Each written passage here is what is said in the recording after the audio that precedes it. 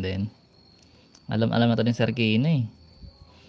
So sa 9, sabi, same lang siya nun sa 3. So kailangan mo lang i-add mo lang dapat yung digits. Tapos multiples of 9 dapat.